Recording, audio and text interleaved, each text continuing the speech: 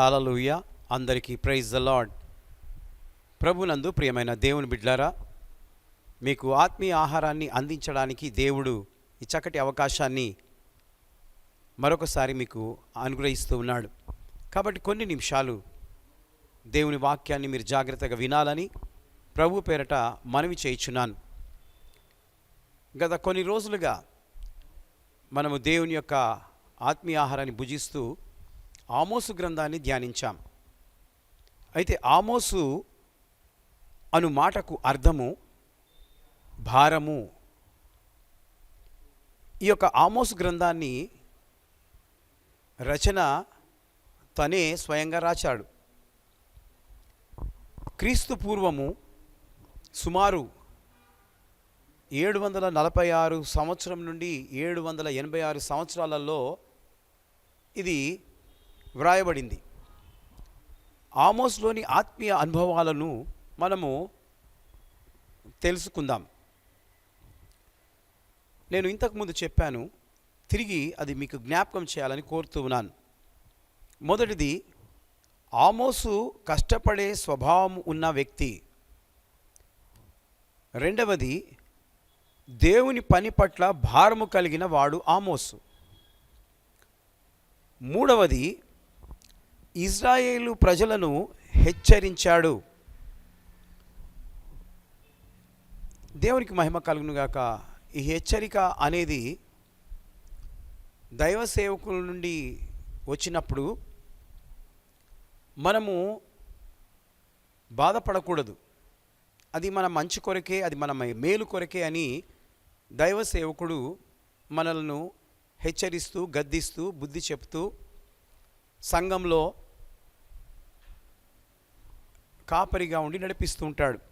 ఆమోసు గ్రంథం 2వ అధ్యాయం 6వ వచనంలో యెహోవా సెలవిచ్చినదేమనగా, ఇజ్రాయేలు 3-4 సార్లు చేసిన దోషమును బట్టి నేను తప్పకుండా దానిని శిక్షింతును.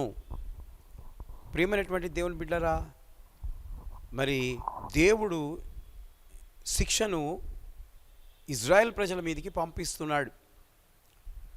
కాబట్టి ప్రభువును నమ్మిన తర్వాత, ప్రభువును తెలుసుకున్న తర్వాత మనము కూడా మరి ఏవైనా తప్పులు చేసినప్పుడు, దోషము చేసినప్పుడు, దేవునికి వ్యతిరేకంగా చేసినప్పుడు మనల్ని ఎవరు గద్దిస్తారు అని అంటే సేవకుడు గద్దిస్తాడు. సేవకుడు గమనిస్తూ ఉంటాడు కాబట్టి దేవుని జ్ఞానం కలిగిన వాడు గద్దిస్తూ ఉంటాడు. అప్పుడు మనము బాధపడొద్దు, లేకపోతే శిక్ష వస్తుంది మీకు. గద్దించినప్పుడు నీవు శిక్ష నుండి తప్పించబడుతున్నావని అర్థం చేసుకోవాలి.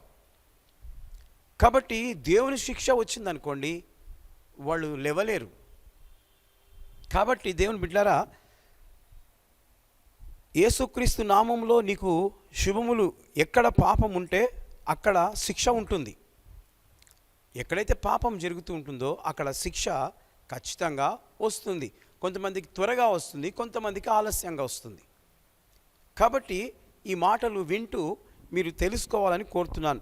కనుక ఒక దేవుని బిడ్డగా మనకు కుటుంబంలో కానీ లేక సంఘంలో కానీ పాపం ఒక వ్యక్తిలో కనిపించినప్పుడు మనము దానిని తెలియజేయలేక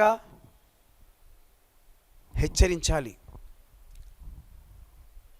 చూడండి, సంఘంలో కానీ మరి ఒక దేవుని బిడ్డగా కుటుంబంలో కానీ ఉన్నప్పుడు మరి తను తప్పు చేసినప్పుడు కనిపిస్తే హెచ్చరించడం చాలా ప్రాముఖ్యమైనదని వాక్యం అంటుంది. ఎందుకు హెచ్చరించాలి అని అంటే, మరణానికి గురి అవుతారు. ఒకవేళ తప్పు చేస్తూ మరణిస్తే ఆ వ్యక్తి దేవుని రాజ్యం వెళ్తాడా? వెళ్ళడు. కాబట్టి రోమియోలకు రాసిన పత్రిక 6వ అధ్యాయం 23వ వచనంలో పాపం వలన వచ్చు జీతం మరణము. మరి పాపం చేసినప్పుడు గద్దించకపోతే, హెచ్చరించకపోతే ఆ వ్యక్తి రొటీన్గా అదే పాపం చేస్తూనే ఉంటాడు. కాబట్టి దానికి పులి స్టాప్ పెట్టాలంటే దేవుని సేవకుని హెచ్చరిక అవసరం. కాబట్టి అది తెలియజేయాలి. ఎవరు? సేవకులు, లేకపోతే తన తోటి సహోదరులు, తన ఫ్రెండ్స్. వద్దు, ఇలా చెయ్యొద్దు, అది శిక్షకు కారణమవుతాం అని వాళ్ళు మాట్లాడుకొని సరి చేసుకోవాలి. లేదా హెచ్చరిక సేవకుని ద్వారా దేవుని నుండి వస్తూ ఉంటుంది. గద్దింపును వినువాడు వివేకియగునని వ్రాయబడి ఉన్నది సామెతల గ్రంథంలో 15వ అధ్యాయం 32వ వచనంలో. కాబట్టి దేవుని హెచ్చరికను మనము విని సరి చేసుకోగలిగితే మనకు లాభం. హల్లెలూయా. మరి నీకు లాభం కావాలన్నా నష్టం కావాలన్నా? నువ్వు అంటావు లాభమే కావాలి అని అంటావు. కాబట్టి లాభం కావాలి అని అంటే నీకు మరి హెచ్చరికను మనం విని సరి చేసుకోవడం చాలా ప్రాముఖ్యమైంది. కాబట్టి అది లాభము అని అంటున్నాడు. అది కూడా కీర్తనల గ్రంథం 19వ అధ్యాయం 11వ వచనంలో వ్రాయబడి ఉన్నది. కనుక ప్రియ పాఠక, సేవకుడు హెచ్చరించినప్పుడు తిరుగుబాటు చేయక సరి చేసుకో. తిరుగుబాటు చేస్తున్నావా ఈరోజు? సరి చేసుకుంటున్నావా?